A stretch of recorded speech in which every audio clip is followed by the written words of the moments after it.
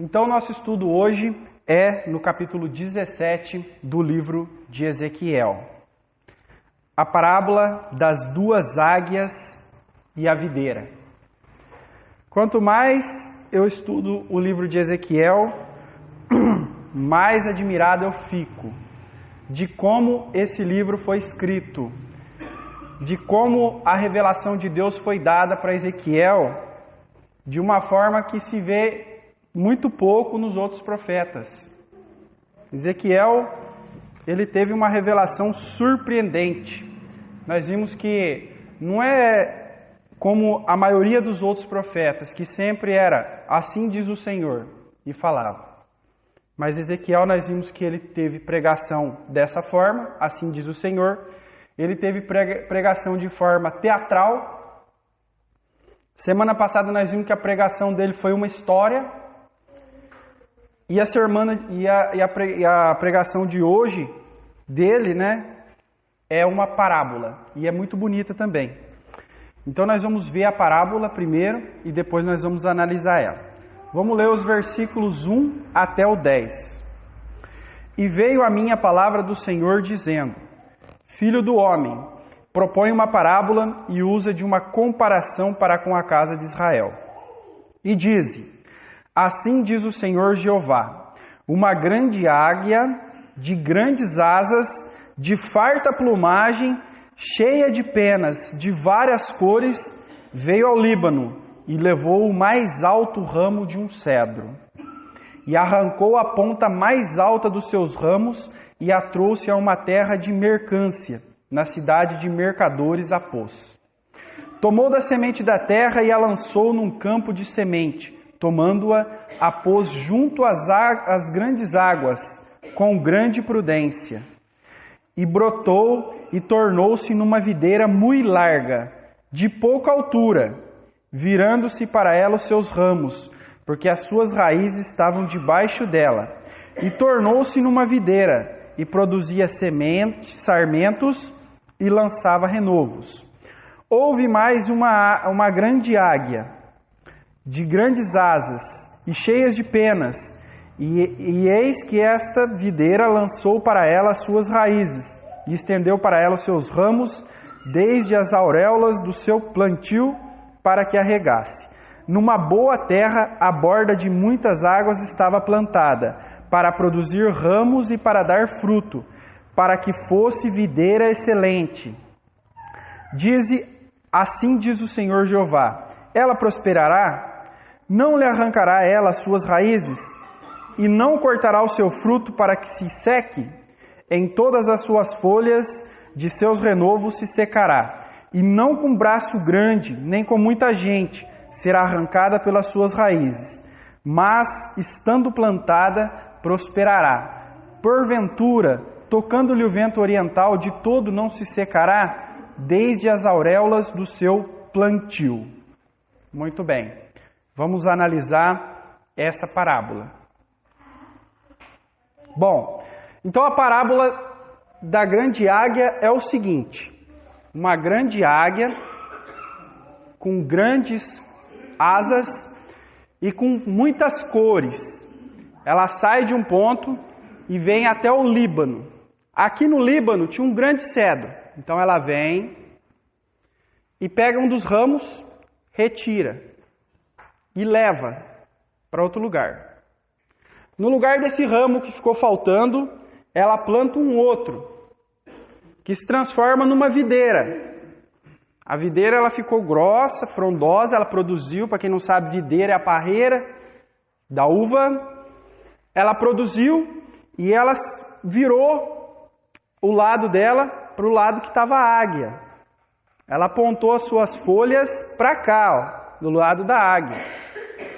E a águia colocou ela num lugar bom, com bastante água, e ela produzia e dava bons frutos, essa videira. Depois na história aparece outra águia, do outro lado. Outra águia, não é a mesma do começo. E a videira que estava virada para cá, de repente ela vira para lá. Ela vira as suas folhas, as suas raízes para o outro lado, para outra águia. O que acontece com a primeira águia? Ela fica enfurecida. Espera aí, eu tirei o cedro que estava ali, eu te plantei aqui, era para você prestar reverência a mim, mas você não, você se virou para outro lado. O que a águia vem e faz? É uma ameaça de Deus. Essa planta que rejeitou a primeira, ela vai prosperar? Não, não vai. Ela vai conseguir escapar? Não, não vai. A primeira águia vai pegar ela e vai arrancar com raízes e tudo. Essa é a parábola. Eu confesso que eu sempre procuro a compreensão primeiro, antes de partir para outras fontes, para livros, para estudos, procurar na internet e tal. De primeira, assim, é difícil compreender o que significa isso, tá? Algumas coisas, assim, ficou claro por vir estudando desde o começo. Mas acredito que muitos dos irmãos ficaram, o que será? O que significa tudo isso?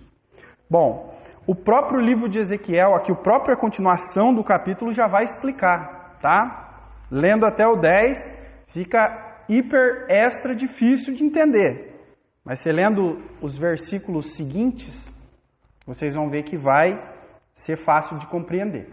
E eu quero deixar o mais fácil possível de compreender, porque eu não vou estar aqui. Então eu quero deixar a minha parte bem feita. Então vamos lá. Versículos 11 e 12. Agora nós vamos começar a compreender o significado dessa parábola, dessa história. Vamos lá. Então veio a mim a palavra do Senhor dizendo: dize agora à casa rebelde: não sabeis o que significam estas coisas? Dize: eis que veio o rei da Babilônia a Jerusalém e tomou o seu rei e os seus príncipes e os levou consigo para a Babilônia. Começa a clarear. Já nessa sala escura, que ninguém estava enxergando muita coisa, já se acendeu uma vela. Essa história, como diz o Senhor aqui, dize a casa rebelde. Para quem está estudando desde o começo, já sabe quem é a casa rebelde. É Judá, né? É o reino de Judá. O reino de Israel já tinha sido arrancado pelos assírios. Então a casa rebelde é Judá, mais precisamente ainda Jerusalém. Então aquele ramo, aquele cedro que nós vimos, que foi arrancado o ramo dele, era quem? Jerusalém, Judá, tá? Então Deus fala, essa profecia está direcionada para vocês, Jerusalém. Não sabeis o que significam essas coisas? Não sabem. Sabe por que não sabem? Porque estão fracos espiritualmente. Por isso que não sabem. Eles não entenderam. Se fosse só a parábola, eles não saberiam que era para eles o negócio. Não ia saber. Mas se eles estivessem com o coração voltado para Deus, eles saberiam. Mas Deus tem que explicar. Quando Deus tem que explicar uma parábola, mostra fraqueza espiritual. Quando Cristo pregou uma parábola lá entre os discípulos, lá em volta de Cristo eles fingiram que entenderam. Fingiram que entenderam, os discípulos. Depois, quando chegou a parte, Cristo falou: vocês não entenderam, né? Não entenderam, né? Vocês estão andando comigo, mas não entenderam. Fraqueza espiritual. Não sabeis o que significam essas coisas? Eis que o rei da Babilônia, eis que veio o rei da Babilônia a Jerusalém. Pronto, olha, bem mais fácil. Então essa grande águia, com grandes asas, é o rei Nabucodonosor. É o Império Babilônio. Por que tem grandes asas? É o alcance do império. O alcance do império era muito grande. Sempre no final da Bíblia tem uns mapas aí, e vocês vão ver que o Império Babilônio ele só perdeu para o romano de território. É muito grande, então grandes asas. Por que de várias cores? Tinha apenas de várias cores. Várias e muitas nações embaixo do seu domínio. E Jerusalém foi mais uma que estava embaixo do seu domínio. E tomou, e vamos lá, no versículo 12, diz agora, continuando aqui, eis que veio o rei da Babilônia e tomou o seu rei e os seus príncipes e os levou consigo. Está aqui o cedro. Está aqui a grande águia, Nabucodonosor. Ele vem e pega um ramo. Tirou, levou embora. Quem que é esse ramo? Já está aqui, ó. Tomou o rei. O rei que estava nessa época, segundo Reis capítulo 24, vamos ler 10 a 15. Quem é o ramo que é retirado? Vamos lá. Naquele tempo subiram os servos de Nabucodonosor, rei de Babilônia, a Jerusalém, e a cidade foi cercada. Também veio Nabucodonosor, rei de Babilônia, contra a cidade, quando já os seus servos a estavam cercando.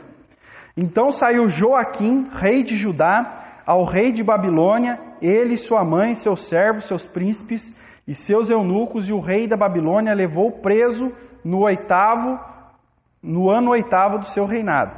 E tirou dali todos os tesouros da casa do Senhor e os tesouros da casa do rei, e fendeu todos os vasos de ouro que fizeram Salomão, rei de Israel, no templo do Senhor, como o Senhor tinha dito. E transportou toda a Jerusalém, como também todos os príncipes e todos os homens valorosos, 10.000 presos.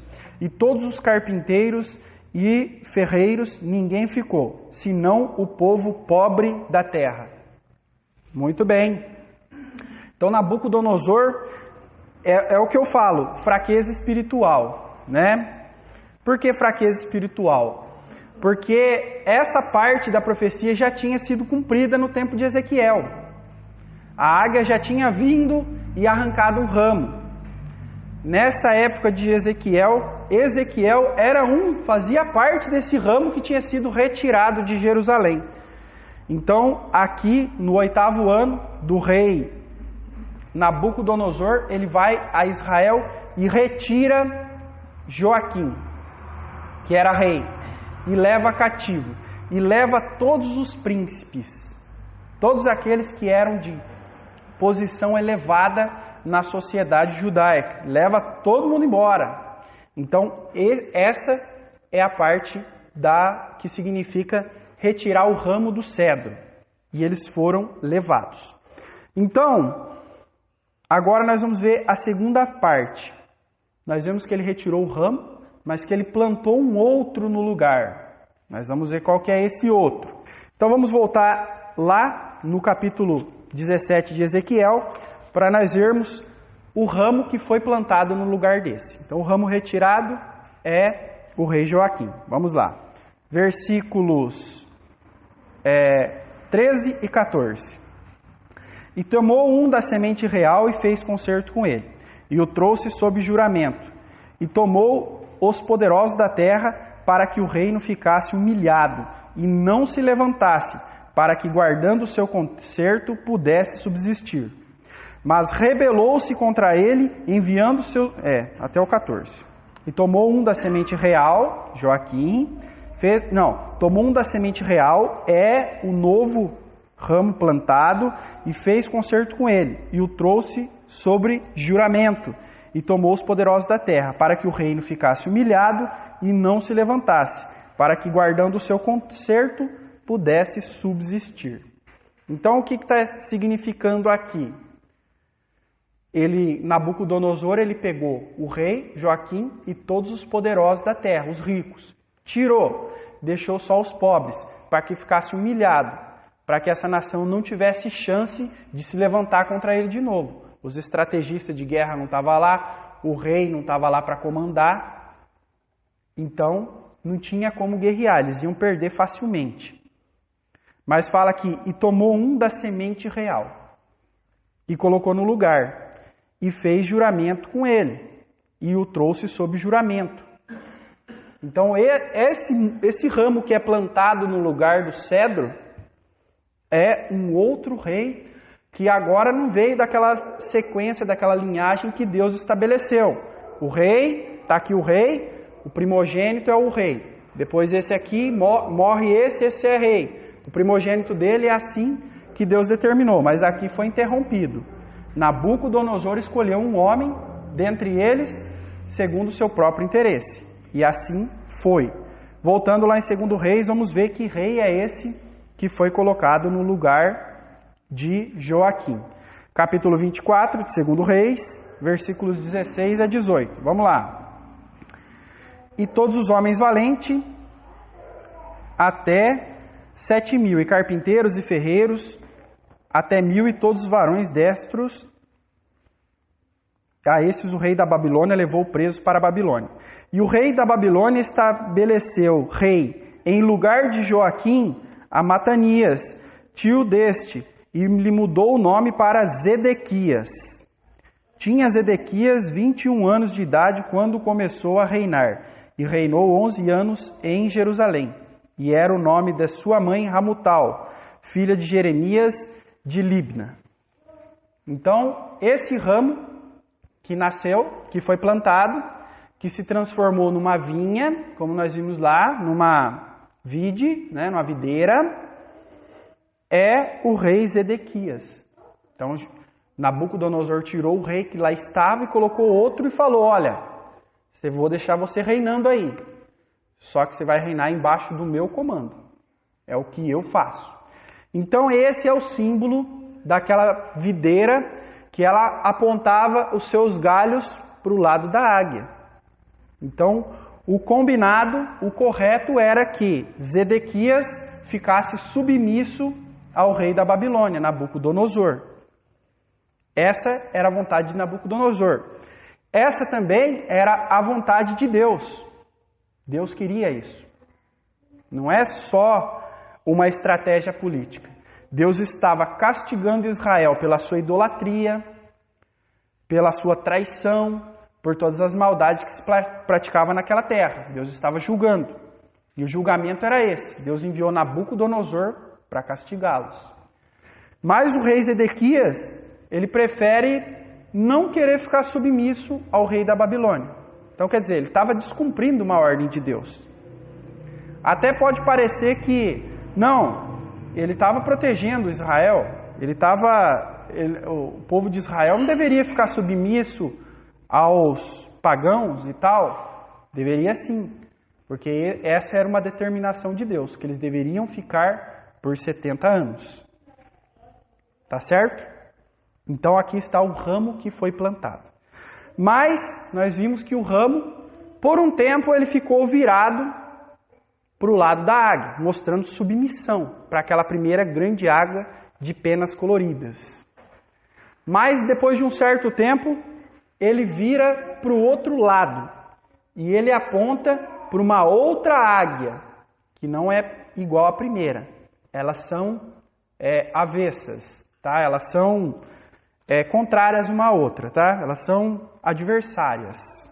Então vamos ver qual é. Voltando lá de novo, Ezequiel 17. Vamos lá. E nós vamos ler dos versículos 15 até o 21. Vamos lá. Mas rebelou-se contra ele, enviando seus mensageiros ao Egito. Rebelou-se contra ele quem? Zedequias. Zedequias fez um juramento que seria fiel a Nabucodonosor. Versículo 15. Mas rebelou-se contra ele, enviando seus mensageiros ao Egito, para que se lhe mandassem cavalos e muita gente. Prosperará ou escapará aquele que faz tais coisas? Ou quebrantará o concerto e escapará? Como eu vivo, diz o Senhor Jeová, no lugar que habita o rei que o fez reinar, cujo juramento desprezou, cujo concerto quebrantou, sim, com ele no meio da Babilônia certamente morrerá. E Faraó, nem com grande exército, nem com companhia numerosa, fará alguma coisa com ele em guerra, levantando tranqueiras e edificando baluartes para destruir muitas vidas. Pois que desprezou o juramento, quebrantando o concerto, porquanto deu a sua mão, havendo feito todas estas coisas, não escapará. Portanto, assim diz o Senhor Jeová, vivo eu, que o meu juramento que desprezou e o meu concerto que quebrantou, isto farei recair sobre a sua cabeça. E estenderei sobre ele a minha rede, e ficará preso no meu laço, e o levarei à Babilônia, e ali entrarei em juízo com ele, pela rebeldia com que se rebelou contra mim. Então o rei Zedequias, ele foi um mentiroso, ele mentiu. Ele prometeu sob juramento. Vale a pena lembrar que naquela época um juramento de um homem tinha valor, valia mesmo, era um contrato. Então ele foi um grande mentiroso. Ele falou, olha, eu prometo que eu vou ficar submisso. Mas ele virou para outro lado. Aquela vide virou suas folhas para o outro lado, para outra águia. Quem era essa águia? O Egito. Zedequias foi um mentiroso, um traidor. Ele foi procurar abrigo, ele foi procurar defesa com os egípcios, achando que o exército dos egípcios ia protegê-lo. E aqui Deus fala, né, que, portanto, versículo 19, portanto assim diz o Senhor Jeová, vivo eu, que o meu juramento que desprezou e o meu concerto que quebrantou, isto farei recair sobre a sua cabeça. Esse ódio levantado contra Zedequias, que também é levantado contra Jerusalém, não é só orgulho de Nabucodonosor. Não é só isso. Podia falar assim, Nabucodonosor era orgulhoso, o cara mentiu para ele vai derrubar tudo, vai destruir tudo. Não, não era só isso. Era Deus que estava também irado, porque Zedequias mentiu também para Deus. Se mentir para o homem já causa uma grande desgraça, quanto mais mentir para Deus. E Deus fala no versículo 20, estenderei sobre ele a minha rede e ficará preso no meu laço e o levarei à Babilônia. Então este homem, por trair, por mentir, tanto para Nabucodonosor quanto para Deus e quebrar esse concerto, olha lá, versículo 19, portanto assim diz o Senhor Jeová, vivo eu que o meu juramento que o desprezou e o meu concerto que quebrou. Por quebrar tudo o concerto, por ser um mentiroso, ele colocou em risco a própria vida e de todos aqueles que tinham ficado em Jerusalém, os pobres. Os pobres tinham ficado na sua terra. Estava ruim, mas ainda estavam lá. Agora esses vão sofrer por causa da mentira do outro. Então nós podemos ver aqui que a mentira, ela é uma desgraça mesmo. Que ela não fere só aquele que mente, ela fere a todos. E eu estou lembrando bem de falar de mentira, porque ontem o pastor Natalino falou isso, né? Se tiver um mentiroso dentro da igreja, ele quebra toda a comunhão, não é? Foi isso que o pastor falou ontem, que a ceia fica todinha manchada por causa de um. Então aqui foi a mesma coisa. Esse mentirosinho estragou toda aquela cidade. E nós vimos nos capítulos anteriores que o sofrimento que eles passaram não foi mole. Lamentações de Jeremias escreveu em lágrimas, porque realmente eles sofreram, tá? E essa outra águia para quem ele vira, as suas folhas é o Egito. E nós vamos ver aqui agora. Vamos lá em 2 Reis, voltando lá, naquele vai e volta, capítulo 24, nós vamos ler o versículo 19 e 20, e vamos entrar no capítulo 25 até 1 a 7. Vamos lá. E fez o que parecia mal aos olhos do Senhor, falando de Zedequias, conforme tudo quanto fizera Joaquim. Pois assim sucedeu por causa da ira do Senhor contra Jerusalém e contra Judá, até os rejeitar de diante da sua face. E Zedequias se revoltou contra o rei da Babilônia.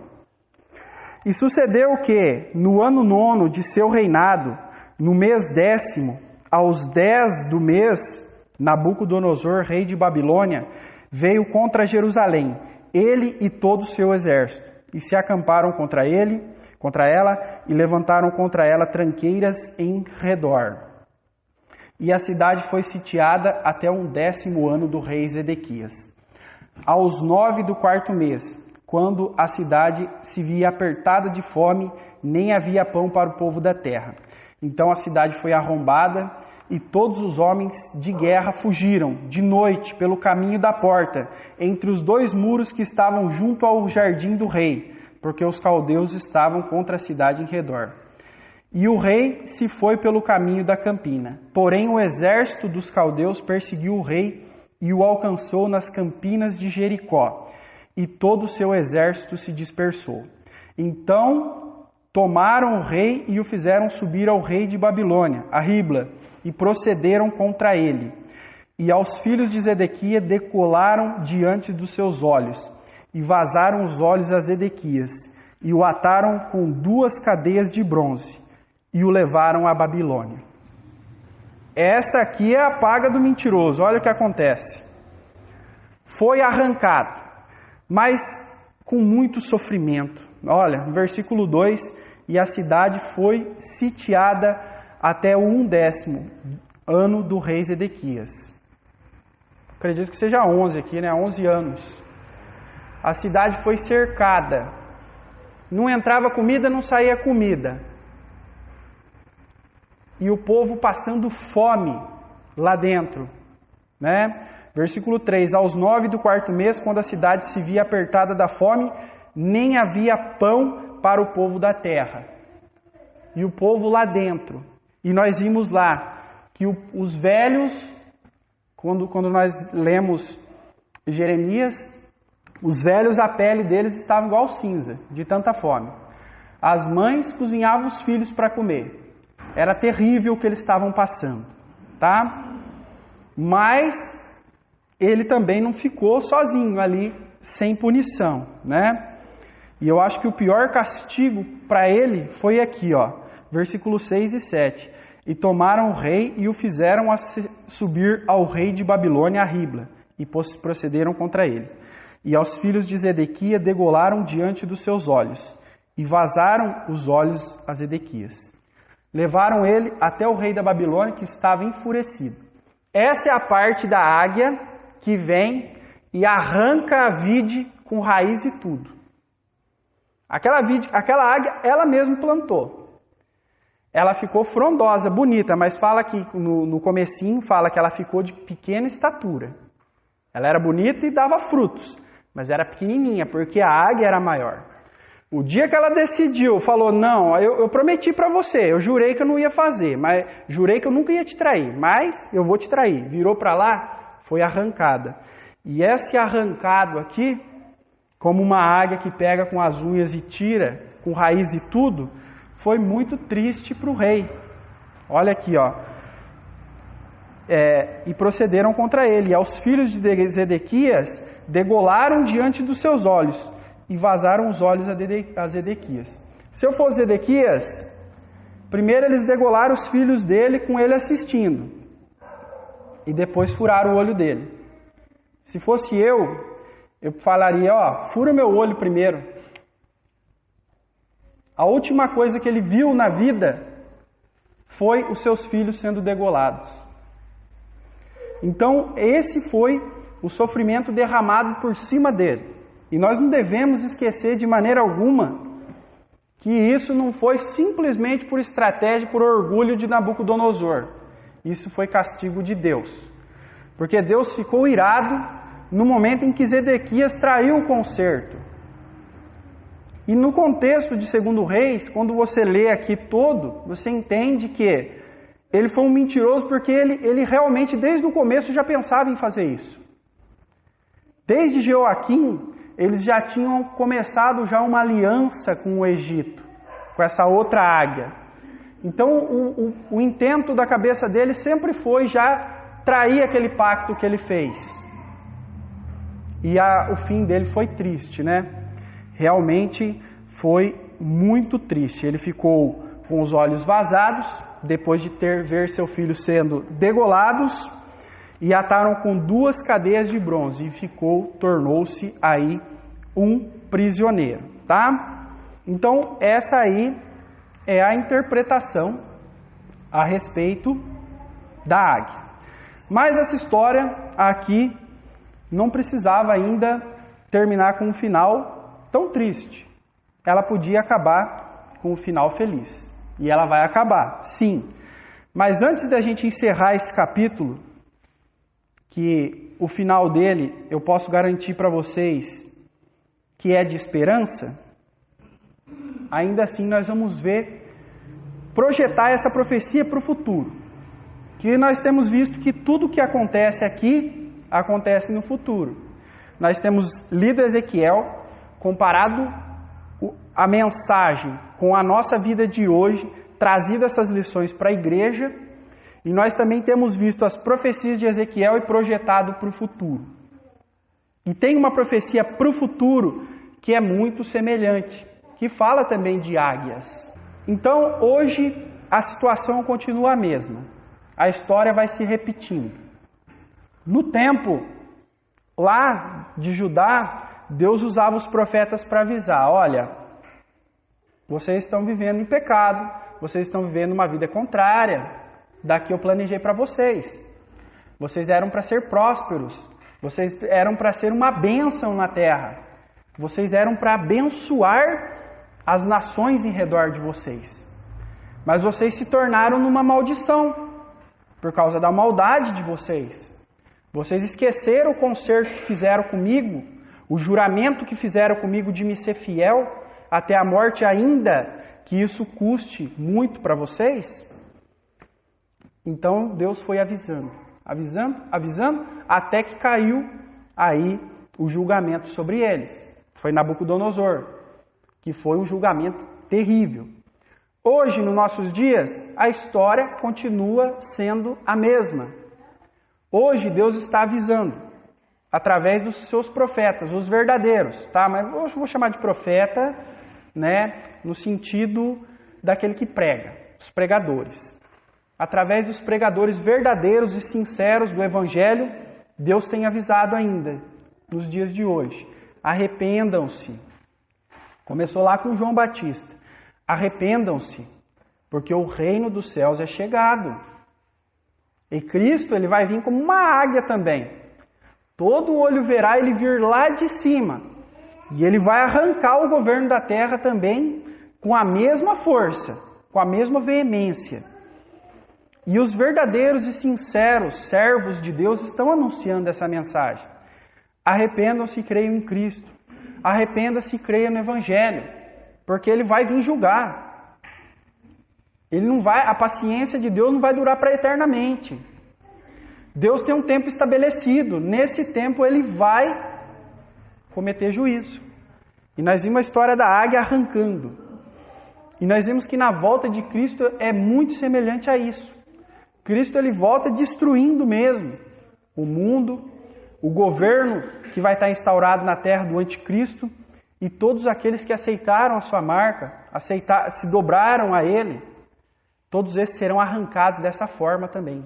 Terrível, tanto quanto foi. E no capítulo 19, nós vimos a volta de Cristo. E nós vamos lembrar um pouco daquela história da águia. Eu vou ler um pouquinho do versículo 11 aqui, vamos ver até onde eu leio, só para mostrar como é que vai ser a vinda de Cristo. Mas não é esse o alvo que eu quero ler aqui nesse capítulo. Versículo 11. E viu o céu aberto, e eis um cavalo branco, e o que estava sentado sobre ele se chama Fiel e Verdadeiro, e julga e peleja com justiça. Os seus olhos eram como chamas de fogo, e sobre sua cabeça havia muitas diademas, muitas coroas. E tinha um nome escrito que ninguém sabia senão ele mesmo. E estava vestido de uma veste salpicada de sangue, e o nome pelo qual se chama é a Palavra de Deus. E seguiam-no os exércitos no céu, em cavalos brancos e vestidos de linho fino, branco e puro. É a volta de Cristo. Glorioso, montado num cavalo branco, mas com a sua espada. E no versículo 13 fala, estava vestido de uma veste salpicada de sangue. Era o sangue dele mesmo? Não. O sangue de Cristo foi derramado uma única vez e nunca mais. Nenhuma gota daquele sangue vai ser derramada de novo. De quem era esse sangue? Dos inimigos. Muito bem. Uma veste manchada com o sangue dos inimigos. Então hoje o aviso do Evangelho é tão banalizado, é tão esquecido, a gente prega, a gente fala e as pessoas não dão bola. Eles querem curtir mais um pouco do mundo, acham que está gostoso, acha que está bom, mas esquece que aquele Cristo que a gente prega, aquele que veio para sofrer, aquele que veio para morrer, aquele que deu o seu sangue por nós, aquele que foi obediente e submisso ao Pai até o último momento, que não abriu sua boca quando estava sendo açoitado, que não revidou. Esse Cristo tão amoroso, tão maravilhoso, ele é o Cristo de hoje. Mas quando ele voltar, ele volta como juiz. Ele não volta mais como cordeiro. Agora é o leão de Judá. E ele volta para despedaçar os inimigos. Por isso que a sua veste era manchada de sangue. Tudo bem, o que tem a ver com a águia? É mais ou menos o que Nabucodonosor fez, tá? O que Nabucodonosor fez, todo aquele sofrimento que ele aplicou em Jerusalém, é uma comparação bem pequena. Vocês já viram quando tem uma maquete de um prédio? Você vai lá, tem um predinho assim, né? Aí você olha nele e olha no de verdade, é a mesma coisa, igualzinho, é uma maquete. Então aquele sofrimento aplicado em Jerusalém, que já foi terrível, é só uma maquete do que vai ser o fim dos tempos para aqueles que rejeitam o Evangelho de Cristo. Versículo 17, vamos ler. E vi um anjo que estava no sol, e clamou com grande voz, dizendo a todas as aves que voavam pelo meio do céu: Vinde, e ajuntai-vos à ceia do grande Deus, para que comais a carne dos reis, e a carne dos tribunos, e a carne dos fortes, e a carne dos cavalos e do que sobre eles assentam, e a carne de todos os homens, livres e servos, pequenos e grandes. Essa é a comparação. Essa águia que arrancou ali com raiz e tudo, ainda é só uma sombra do que será o fim dos tempos, a grande tribulação. Então, para quem não fez o concerto com Cristo, pode ter certeza de que você corre um perigo muito grande. Porque Deus não vai ter misericórdia nesse tempo, a misericórdia é hoje. Hoje Ele está misericordioso, hoje Ele está de braços abertos, hoje o caminho está livre, a porta está aberta para você ir. Mas quando chegar esse tempo, as aves do céu vão comer, vão se banquetear com a carne dos homens. E precisamente com a carne dos homens que rejeitaram a Cristo, rejeitaram o Evangelho. Uma vez me perguntaram, qual é o maior pecado? O maior pecado é rejeitar a Cristo. Esse é o maior. Não existe pecado maior que esse. Não existe. Pode falar para mim qualquer um. Assassinato, estupro, não existe. Não existe um pecado maior do que você rejeitar a Cristo. Porque o amor que Ele demonstrou foi muito grande. Foi imensurável o amor que Ele demonstrou. Cristo se humilhou, Ele desceu lá do seu trono de glória. Desceu lá de onde Ele estava para se fazer como um de nós e sofrer todas as afrontas e humilhações sem merecer. Então quem rejeita a Cristo vai estar rejeitando a salvação que Ele oferece. E vai ser assim. Assim como também nos tempos de Ezequiel, voltando lá para o passado, rejeitaram a mensagem dos profetas que foram por Deus enviados para trazer uma mensagem de: vocês podem se livrar desse sofrimento que está prometido. Só basta vocês se arrependerem. Muito bem, mas a história aqui das águias, ainda assim, nós podemos encerrar ela com um final feliz, tá? Nem tudo é sofrimento, nem tudo é dores. Versículos 22 a 24. Então, vou relembrando, fazendo um check-up. A águia veio, tirou o ramo do cedro, plantou uma vide no lugar, falou: olha para mim. A vide olhou para outra águia, ela veio, arrancou. Então agora a terra estava sem rei, a terra estava desolada, era uma terra boa para plantio, mas não tinha nada plantado. Versículos 22 a 24, vamos ler aqui. Assim diz o Senhor Jeová: também eu tomarei o topo do cedro e o plantarei, do principal dos seus renovos cortarei, o mais tenro, e o plantarei sobre um monte alto e sublime. No monte alto de Israel o plantarei, e produzirá ramos, e dará fruto, e será um cedro excelente.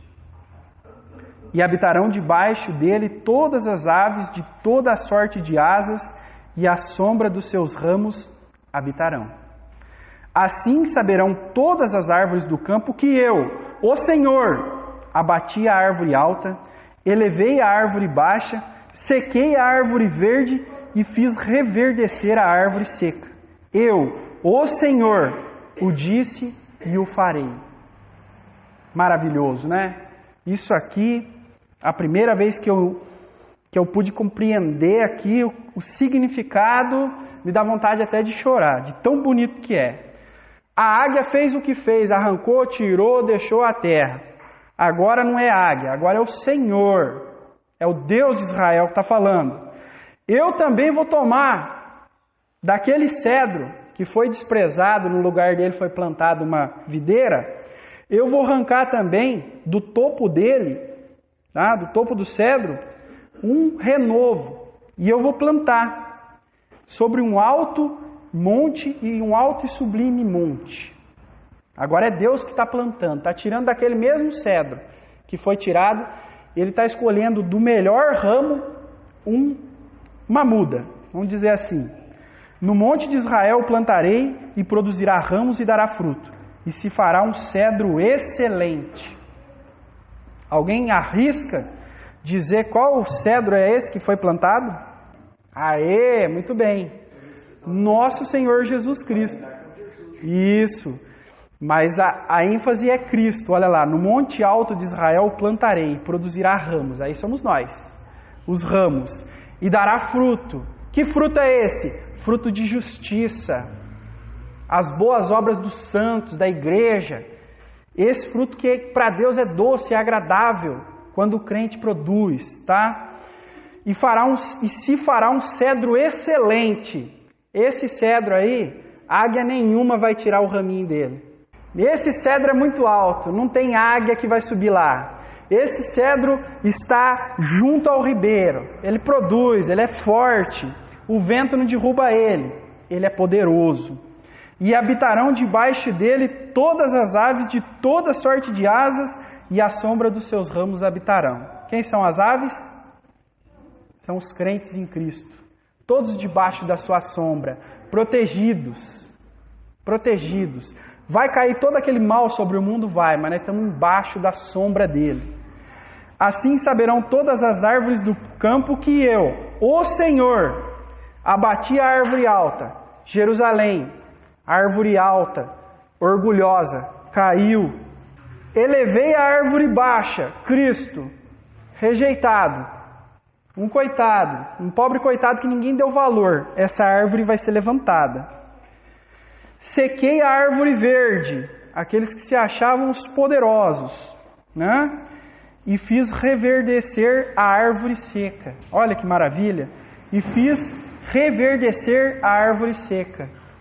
Uma lembrança aqui da ressurreição. Uma árvore, depois que ela seca, tchau, obrigado, não vai dar mais nada. Pode esquecer. Mas Deus faz ela reverdecer. A ressurreição do nosso Senhor Jesus Cristo. Eu, o Senhor, o disse e o farei. Então essa é a mensagem que eu queria trazer para os irmãos hoje.